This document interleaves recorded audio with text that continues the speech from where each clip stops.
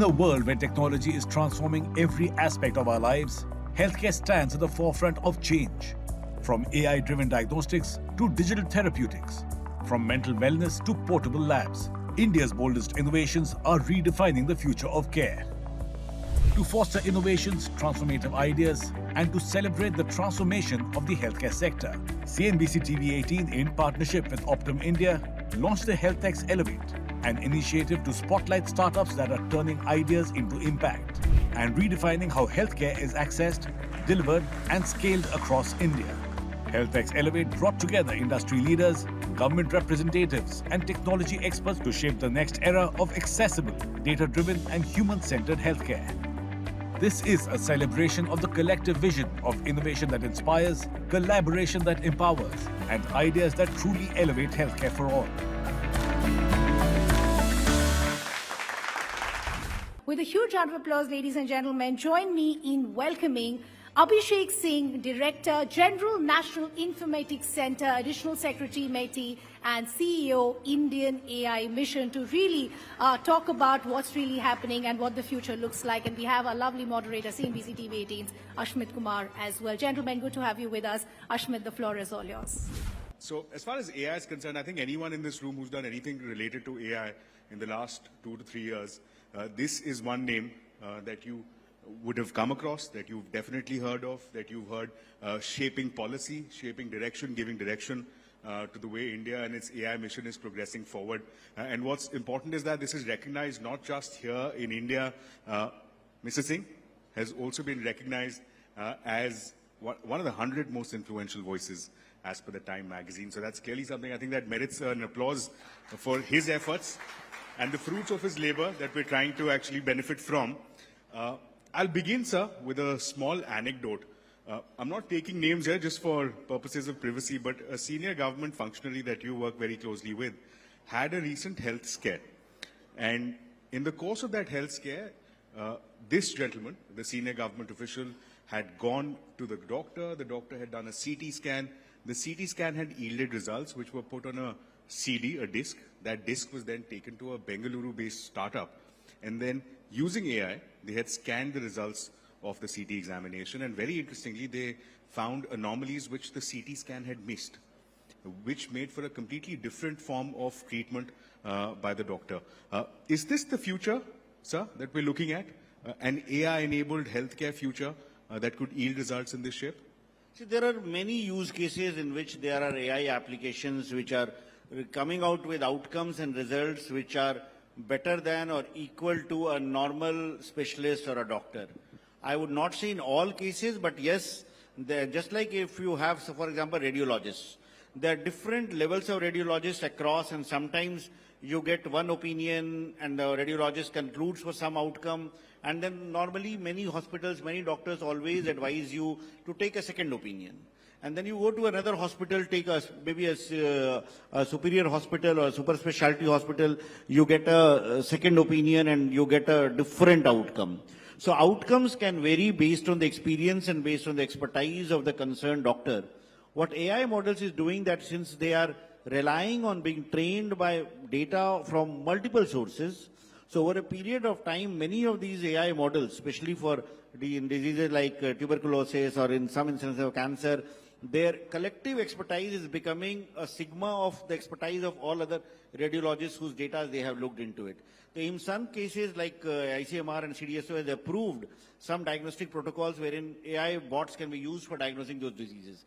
So in some cases like in the case of tuberculosis and in some ailments, the AI generated outcomes might be better than some of the radiologists. Not all, but in some cases it will be. That's very interesting to hear, and this is where I actually want to bring in some of the experience that you have working with a lot of people within the startup community. As a part of the AI mission, you're engaged with numerous startups. You're speaking to a number of stakeholders, founders, investors. Can you tell us, can you give us some indication that this AI-led healthcare journey is headed towards, gauging from your experience working with the startup ecosystem? Like when you look at use cases and when you look at applications wherein AI will create a lot of value, AI will benefit a lot of people, healthcare is one of them. And apart from diagnostic, apart from identifying what ailments are there, what possible scenarios can emerge, AI can also play a big role in preventive healthcare. Very often, many deaths in India are caused because people don't have access to basic information. Like, for example, we do hear news numbers of people dying of something as simple as diarrhea. And that happens because people who are suffering, sometimes they don't even have access to basic healthcare or a specialist who can tell them what to do. And the solution for that is very simple. So if such solutions can be done through an NLP-based, voice-based system wherein people could just ask a bot or call a toll-free number and give a query in their mother tongue and get a reply back, it can be a game-changer thing. Similarly, cases of screening, like cataract screening or diabetic retinopathy, the cost of screening is sometimes very high because we don't have specialist doctors in remote hospitals. That can really kind of benefit a lot of people. What we have also seen is that the load that they are there on the super specialty hospital, like hospitals like AIIMS and all, they have a lot of load of OPD patients. But therein, we are trying to do speech-to-text solutions for generating the prescriptions and electronic health records. There also it can play a big role in saving the time that is that's taken by the doctor to write a prescription or key in the prescription. If a speech to text is done, it results in great outcomes. The Shikant Nadamuni's project of the 10-bed ICU. The 10-bed ICU project has also used AI in a big way in order to ensure that ICUs can be set up at a low cost in remote areas, and these ICUs are connected to doctors at the other end, and they can prescribe the treatment protocols. They can even do speech to text. The nurses, the data flows directly to them, and analysis is done that's given. In eSanjeevani project, which we are doing telemedicine, what we have seen is that patients can communicate to doctors and each one of them speaks in their own language. So a patient can talk in Hindi and a doctor can speak in English or Marathi, and each one of them listens to it in the language of their choice. There are multiple use cases of AI, NLP, data analytics, AI modeling, which can transform healthcare. So startups who are working in this space have a lot of opportunities to create value, to build products which can enable access of affordable healthcare to people across the country. In fact, when you talk of use of AI, just as an anecdote, in fact, while I was discussing this same issue with a few people with some of the large LLMs that we currently have in place, what they were indicating is that one increasing use case that they see is actually people seeking private therapy using some of these LLMs where they have private issues, they're not able to put it out, they have hesitancy in terms of discussing it with a third person, and they find that level of proximity with these LLMs in trying to actually help resolve personal issues. Just using that as an indicator, how much of an acceptance this transition between developing the solution and actually implementing the solution at scale, how big of a gap is that? How do we do that? See, again, while there are a lot of people who are using it for all kinds of purposes, and even for mental health and therapist jobs are also being kind of taken up by some of these bots. But at the same time, we also have to be a bit cautious with regard to how much we depend on them. Because most models are also known to throw up responses which might not be totally correct, or in some cases do not conform to the law of the land. One simple example is that, for example, in India, pre-birth sex determination is banned by law. It's not allowed. But I have come across models which are currently available on which if you upload the ultrasound image of a expecting mother, the model tells you the gender of the child which is to be born. So in a way, those models which are not having safeguards built to abide by the law are causing, not only violating the law, but can result in reversing a lot of gains that we have made on female infanticide and other issues. Similarly, for some ailments, the model may give you responses which might not be totally correct. So we do need to be very cautious. We do need to ensure that only those applications are actually rolled out, or those applications are deployed at scale, which are certified by the health practices, by the health experts, by the health regulator, whether it is the Central Drug Control Authority or the ICMR or Ministry of Health. They need to kind of say for what purposes it can be used, what purpose it cannot be used, and one has to be very, very cautious when we are deploying that. Those which have been tested, certified, can be deployed and used. It's nothing different than the way treatment protocols are approved or medicines or vaccines are approved. It's just like a technology which is similar to the technology for developing a drug or developing a treatment protocol, and it can be deployed only when a concerned regulator has approved it. So before deployment, before scaling it up, these precautions are also as necessary as going gaga over the power of these solutions. You've referred to one challenge, which is, of course, ensuring that there is enough testing before a solution is deployed at scale. Let me pose another challenge to you, and this is with respect to privacy. Whenever we talk about training of these AI models, we're talking about vast volumes of data. But at the same time, this is very sensitive, personal to every individual, to every patient. How do we balance those concerns? What role do you see DPDP playing here, as and when it does come into play? The rules, of course, are awaited. See, the Digital Personal Data Protection Act clearly lays down the obligations of the data fiduciaries in the way they are going to handle the personal data of the data principals. It lays down the data fiduciary is allowed to process the data only for the purpose for which the data principal has given him access, for the duration for which he has given him access, and doesn't authorize him to share with any third party without a consent. So the same principles of DPDP Act will be applicable to any AI model which is taking any personal data of any individual or a citizen for the purpose for which they are going to give the service. So they will need to abide by that. They will need to ensure that there is no violation of personal data in any kind. Just on a slightly different tangent, any indication that you'd like to give our audience, any indication that you'd like to leave this audience with as to when we can expect the DPDP rules? A lot of excitement as to when it comes in, how will it be implemented, any indication, any teaser that you'd like to leave the audience with?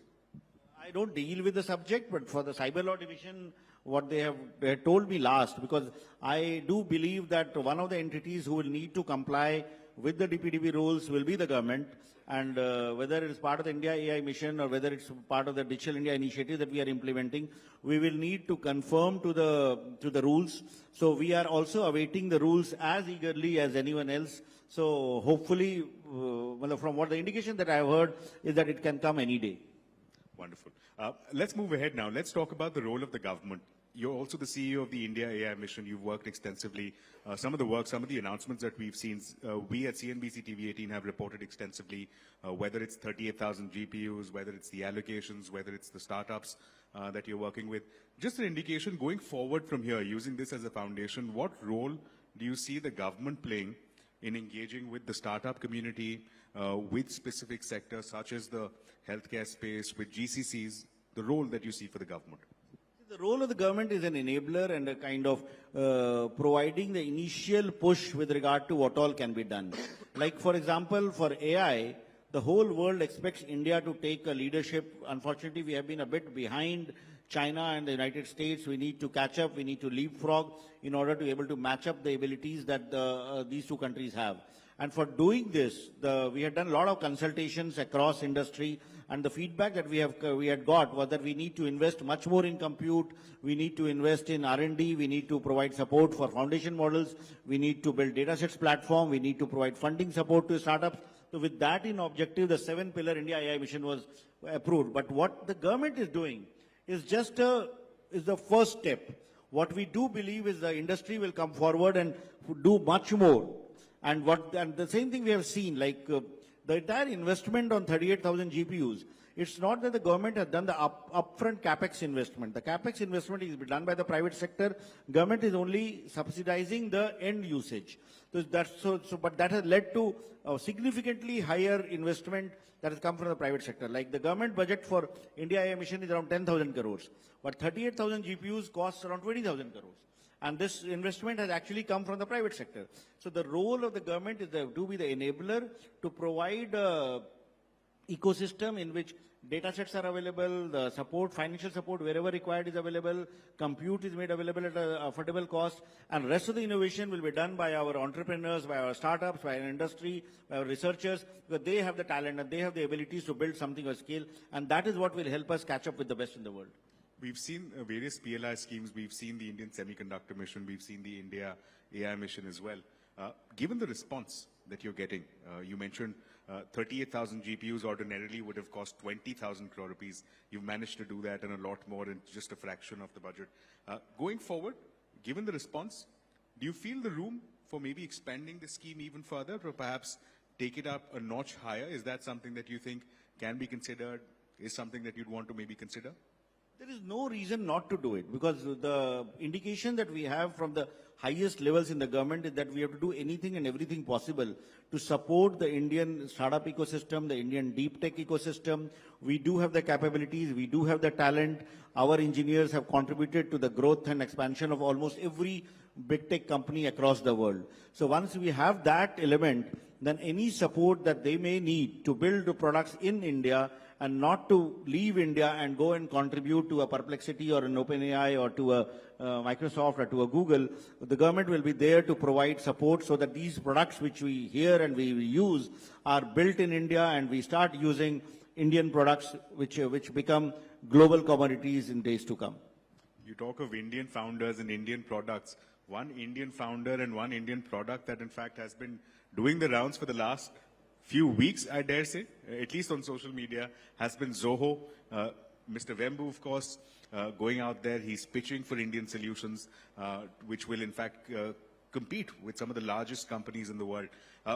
Just earlier today, in fact, Shireen, our managing editor, had a very interesting conversation with Mr. Vembu. He was talking about the role that he sees GCCs playing as far as the AI journey is concerned. He had a very interesting take. He said, GCCs are coming to India because of our large talent pool, because of the scale and the opportunities that India provides.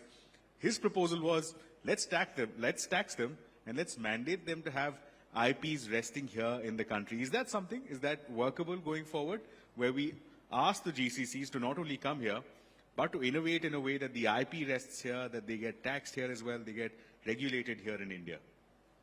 See, Sridhar Vembu has built this product for a very, very long time. It's not that it's a new company which has come in the last few years only. They have a very robust team across the world. They have been building classic products in CRM space, office space, and the government also selected them almost more than a year and a half back. And though it has become news now, when we have actually migrated and we have started using the products, so Sridhar Vembu has a lot of value in what he says. The GCCs have led to India moving up the supply chain. What has happened was that earlier India's IT ecosystem was primarily known mostly for outsourcing and for basic low-level work. With GCCs, the higher-end work also has come to India. And as far as taxation is concerned, I am sure the revenues that has accrued to the GCCs in India is taxed in India. It's not that they have a tax exemption, they do pay taxes. With regard to IP, they will need to work out the mechanisms in which we work out what is the contribution of the GCCs in India to the overall IP generation. And maybe we can come out with a framework in which the companies who are building such solutions in India, they also kind of reside the IP in India so that we can get more resources. There are companies like, I think Accenture, who have more than 50% of their employees actually in India. There are, Capgemini also has a very big presence within India. So more and more companies are moving to India to set up GCCs, to set up operations. So very often many of these companies can be viewed as an Indian company rather than a non-Indian company. We are also seeing the developments in the West which will ultimately contribute to the countries who are not wanting Indian engineers to remain there for a long period.